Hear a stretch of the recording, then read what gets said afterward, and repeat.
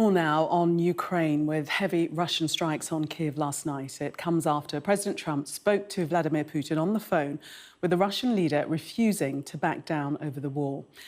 Leslie Shedd was a senior advisor to the US House Committee on Foreign Affairs. She's now a non-resident fellow at the Atlantic Council's Eurasia Centre. Welcome to you. Thank you for joining us.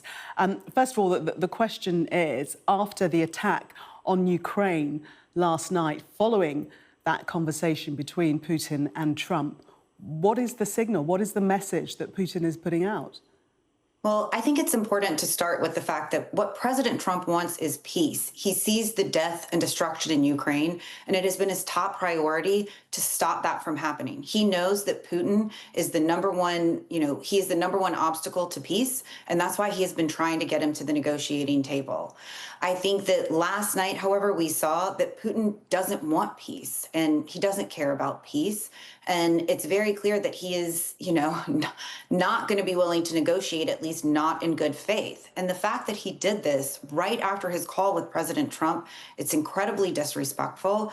And President Trump is a very strong leader. He does not appreciate being disrespected. And I think it'll be interesting to see what happens next. I do think it's telling that the president was on the phone today with President Zelensky talking about what can be done next. And the fact that the United States and Ukraine working to strengthen Ukraine's air defense systems is an important step. Do you see this as the first signs of a real turning point?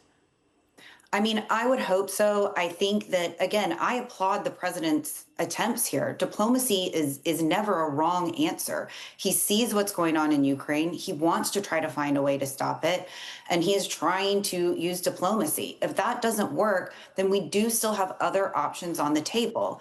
I think the very first thing we need to do is pass Senator Graham's sanctions bill. It has bipartisan, bicameral support that will show Putin that we mean business. Next, we need to make certain that Ukraine gets the weapons that it needs to defend itself and protect its citizens.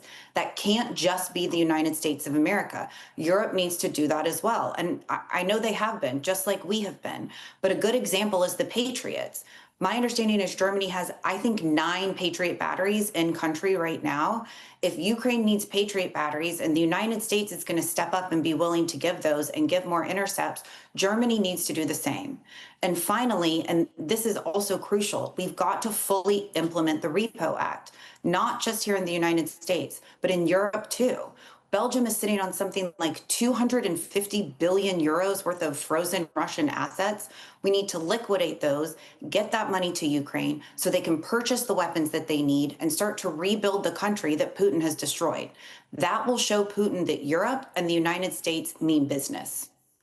Do you think that before last night, before that phone call and before that onslaught on Ukraine, do you believe that President Trump thought that Putin was interested in peace?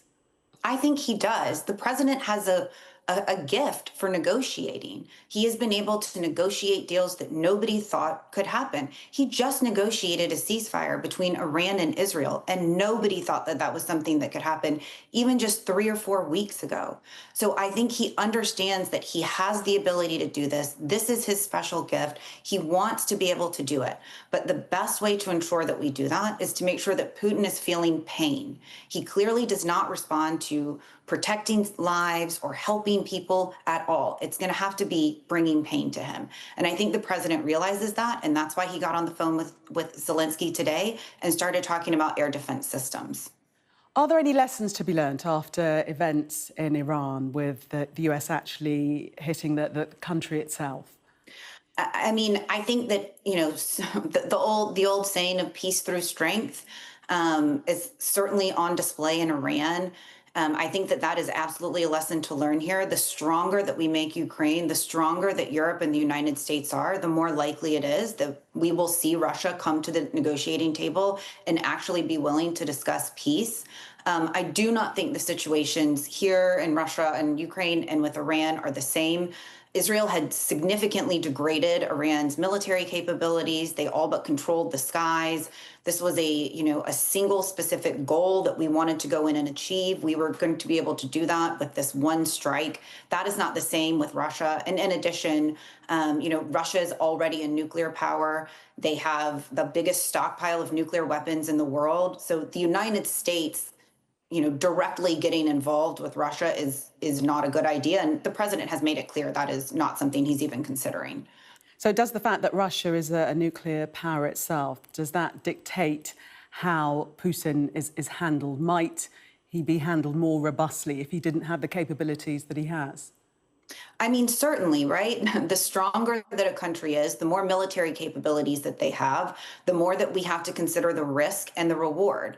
But in this instance, if there was a single or even 2 or 3 locations that the United States could strike inside of Russia and that required the United States, and in Iran, we were the only ones with the capabilities to hit those facilities.